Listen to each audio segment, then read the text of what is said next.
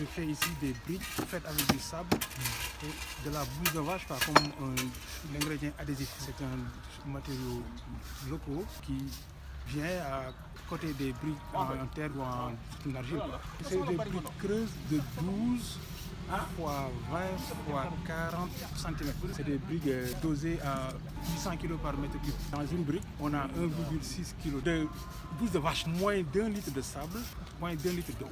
Dans la pratique, le volume de bouse fait 2 fois le volume du sable. Nous avons essayé de construire ou de réaliser des briques à partir des bouses de vache.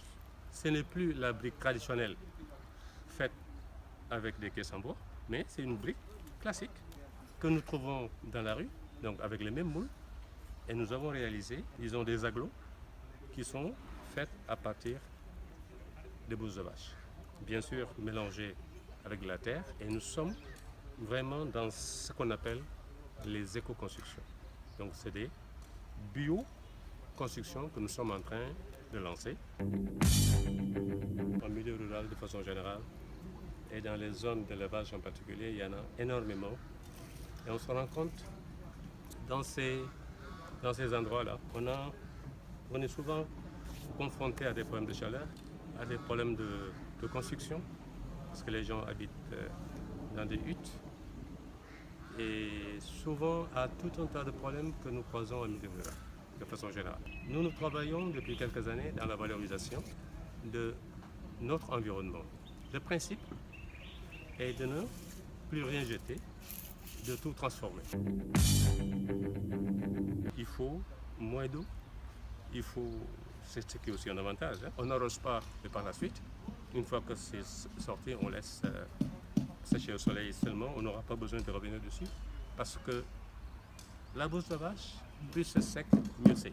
C'est de l'ordre de 8 fois moins cher qu'un aglo classique, fait en ciment, avec du sable de mer, avec des apports, disons, de gravier, de granulométrie fine, c'est comme ça que c'est fait dehors.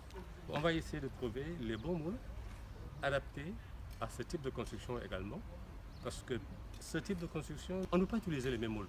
Vous avez certainement entendu parler ces derniers jours de dégâts liés à des pluies torrentielles qui se sont abattues dans la région de fleuve. Les constructions en terre, certains endroits sont tombés. Et aujourd'hui, la prudence voudrait qu'on déplace les gens vers des sites moins dangereux. Et nous, justement, nous sommes dans cette problématique de recherche de solutions sur ce que ça pourrait être des techniques de construction solides, durables et respectueux de l'environnement, offrant pratiquement les mêmes garanties en termes d'isolation thermique, d'isolation phonique et de solidité pour assurer un avenir meilleur à nos concitoyens qui sont dans des environnements des fois pas trop favorables et qui sont assis sur un potentiel énorme. Parce que dans tous ces endroits où on fait de l'élevage, pratiquement, il y a un potentiel extraordinaire.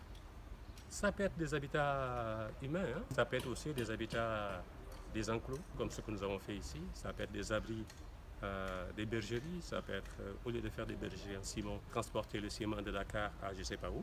Mais on peut utiliser ce type de matériaux dont le potentiel est là. Nous sommes dans des situations de résilience, nous nous adaptons à notre environnement.